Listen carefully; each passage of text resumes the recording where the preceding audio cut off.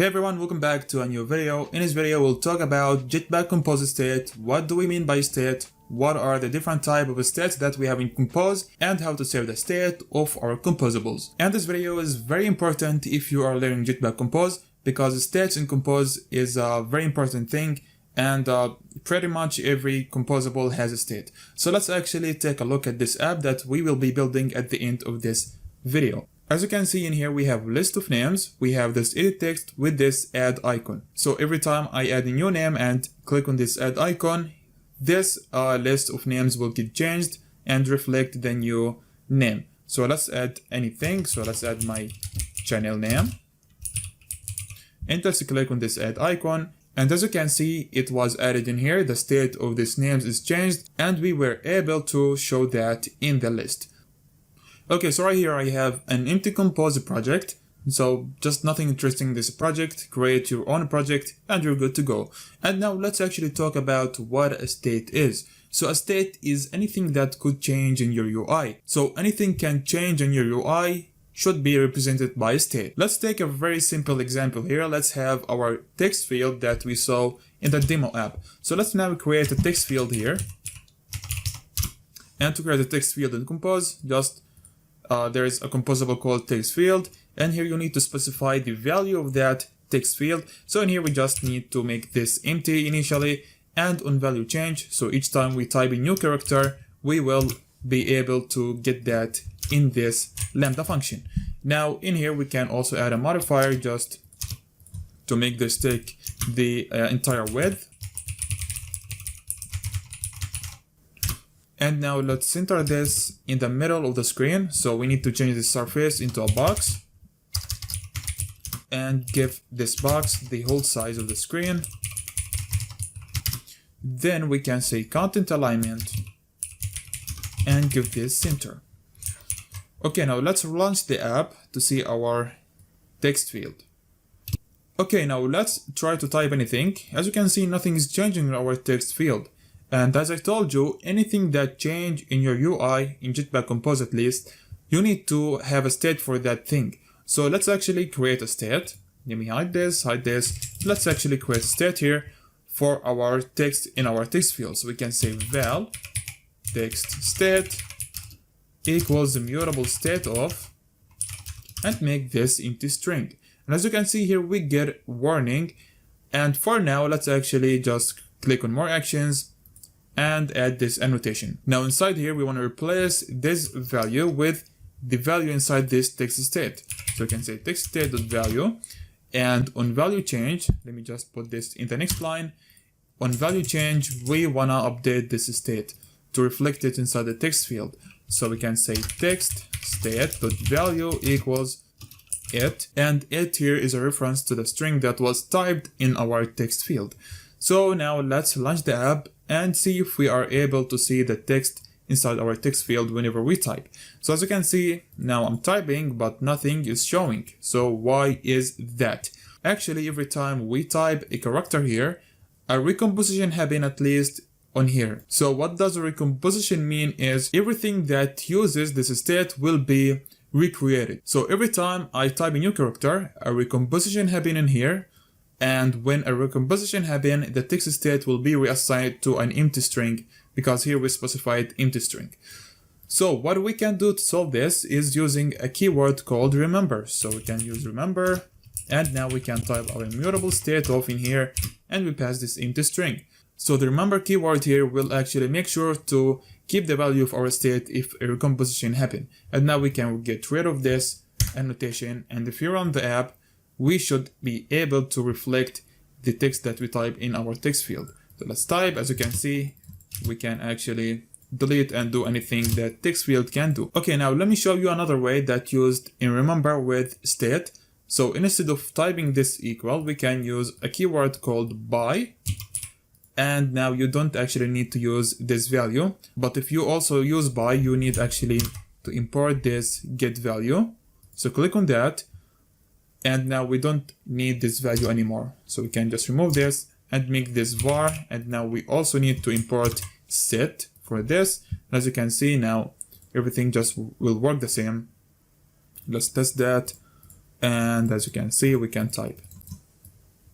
Okay, so now you know how to create a state and how to make your state survives from the recompositions. Now let's actually take everything that inside this box and create a composable called my text field, and let's put that inside. And then we want to call that in here. Now, as you can notice, this composable can manage its own state. So this composable has a text field and has a state for that text field. So it actually manages its own state, and the caller here, so this box calls this composable, does not care about this state, does not care about the state that this composable have. And this is called stateful. So stateful is called for composable that can manage their own states. So as you can see here, this my text field manage its own state, it has a text state, and when we called my text field, we did not care about its state. So this is what stateful is. Now there is another term called stateless, and the composable can be stateless if it doesn't have any state. So let's actually turn this stateful composable into a stateless composable. So to do that, we actually need to get the text from the outside. So let's actually get rid of this. So we can create text value and make this string. And here we also need a lambda function for this on value changed, because later on we want to change the state from the outside. So we want to be able, or we want to be notified whenever the text change in our text field. You will see that in a bit. So we can say on value changed, and here we are sending a string, returning a unit. Now here we can replace this with text value, and same thing in here, we can call on value changed and we send it. Now as you can notice, my text field does not have any states anymore, and this is called stateless. Now instead, we need to control the state from the caller, which is the box here, the box called the my text field, and it's need to handle the state of that. So now we can just create a state. We can say var text state by remember, just as we saw previously, and here we need to create the state. So mutable state of and initially empty string. Now we can pass this. You can say text value equals to our text state. We also have this lambda function on value changed. Let me just put that in a new line, and inside here we're just gonna update this state. So we can say text state equals to it. Now my text field does not have any state anymore, and this is called stateless. Let's launch the app to make sure that everything still works. Now let's update this. As you can see, the text shows. Now you might ask yourself, what should I use? Well, you actually gonna use both of them. So it depends on your situation. Later on, when we build our demo app, we're gonna use stateless, and I will explain why. But in other examples, it would be better to your composable to has or to manage its own state. And feel free to use whatever you like, but you might change your mind when you actually watch this video until the end, because stateless actually helps you to save the state of your screen or of your composable, and you will see that later in this video. Okay, now we built this text field. Now let's add the icon, the add icon at the end of this text field. Let's add it in here. So you can say trailing icon, and we just show an icon image vector. We can get that icon from icons.default.add. Content description, we can make this null, and we can make this clickable. And whenever we click on this icon, let's actually also have lambda function here called on add click, and here this will return unit. Then we call this from here. Okay, I'm gonna arrange that, and in here we are required to use the on add click. And now let's also change this box into a column and get rid of this. Then we want a lazy column here. Let me just put it inside or below the state. So lazy column to display the list of names. And now let's add a modifier for that. We need this to take the max width, and we can give this weight of 1. And now, as I told you before, whenever we have something that changes in our UI, we need to represent that by state. Now our list of names is changeable whenever we add a new name. So we need to have a list for that. Let's create that in here. Names list state. Now this is not a normal state, it's gonna be a list. So there's also mutable state list of, but here you need to use the equal operator. You can't use by with state list. Here we can say remember. We don't want to lose that in recompositions, so we use remember, and we can say mutable state list of. Now you need to specify the type of this element inside this state. Now each time we click on add, we wanna add that name into our list. So let's do that. We can say names list state dot add, and where do we have that name? Well, we have it inside the text state. So we can say text state, and then we want to reset our text field. We want to make it empty. So we can say text state equals to empty string. Now we want to show the names inside the list, inside the lazy column. To do that, we can say items, and here we get the size of our list, and we just show them inside the text, simple text in here, and we can say names list state, and we get the name at that specific index. That's it actually. Let's run the app and see if we can add names. So as you can see, the edit text shows at the bottom. We can click here, we can add my name and click on here. Let's hide the keyboard. As you can see, the name was added into our list. Whenever we click on the add icon here, we add the name that we have in our text state inside this list. Then we make the text state empty, and after that the lazy column will reflect the new state that we have in names list state. Now let's try to add a new name. Let's type Ali, and I'm gonna click on here. As you can see, we just added the name, then we reset the text field. Now let me show you one thing. Let's try to rotate the device and see if we could save the state. Let me also type anything in here before I rotate, and now let me just do this and click on here. As you can see, we lost the state of our list and the state of the text field. So now I'm gonna show you how to save the states in Compose. Well, there are two ways. The first method, which almost all of you know that, using ViewModel. So you know that ViewModel will survive the configuration changes and you can just put your state inside there. The second way is using remember savable. So let's start with this. So you can say remember savable.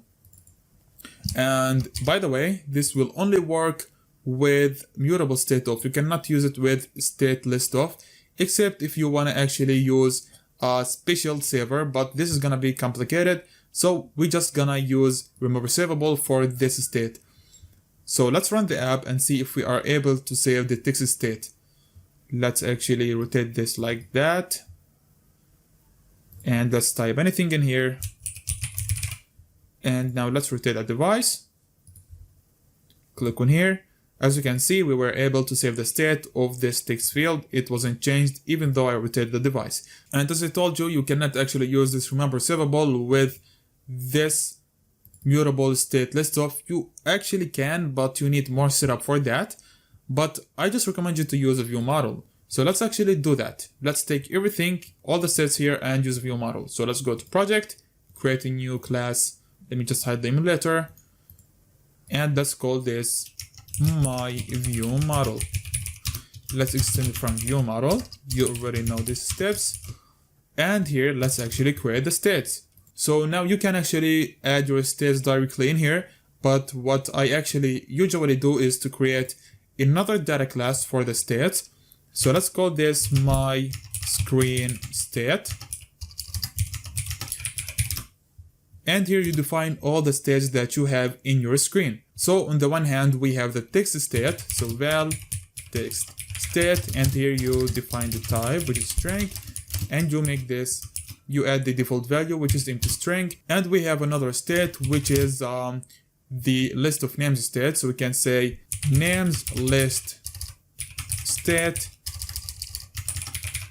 and make this list of strings and make this empty list initially.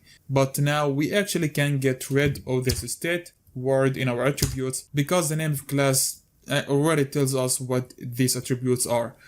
These of course are states. Now let's get back to my view model. In here let's create a public state, and this is a mutable state of, and we can simply create an object from our state class, which is my screen state, and now we can create functions to change that state. So what we need to change, the text and the list, so we need to have two functions in here. So we can say update text, here we get the new text, which is string.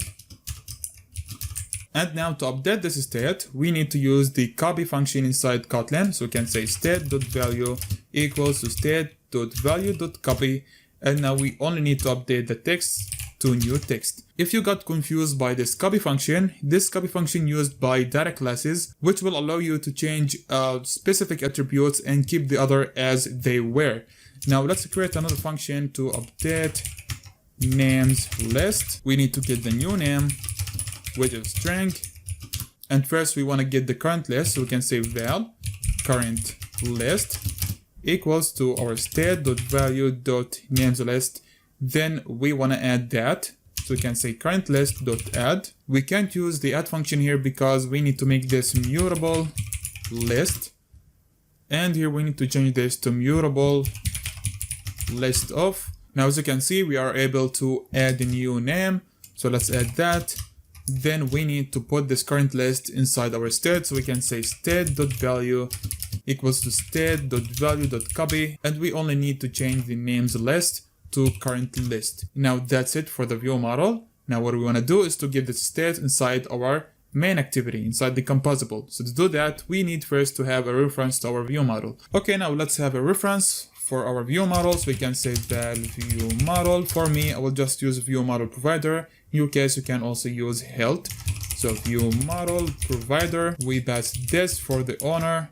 Then we need to get my view model, and we need to get the class of that. Now to get our state, we can simply say val state equals view model.state, and now we don't need these anymore because they are inside the view model. In here we can just get the list from the state, value.names list, or we can just get rid of this value and type it in here. Now in here we can say state names list, and now to update the text we can also get it from state.text or text. Now on value change we want to call view model.update text and simply send it. Now on add click we want to add that name, view model update names list, and we send our name. Well, actually we can actually just get rid of this attribute, but let's actually just send the name now and we'll change that later. Let's now send state.text because this state.text has the name.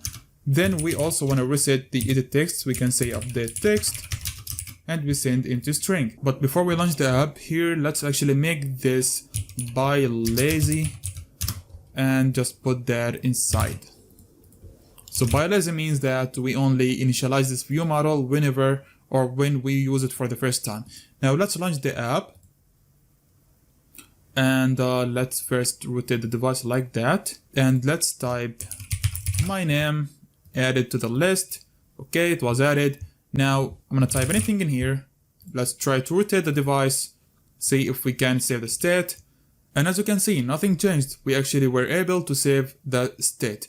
We can now add, we can now say anything. If we re-rotate the device, we would still have the same state, as you could see. Now, as I told you, let's actually refactor this function, update names list. Let's go to the view model. We can get rid of this new name because we already have it in this state. So we can say state.value.text. And back to the main activity, we can just delete this. Okay guys, so that was all for this video. If you like this type of videos, just let me know in the comments so I can make more for you guys.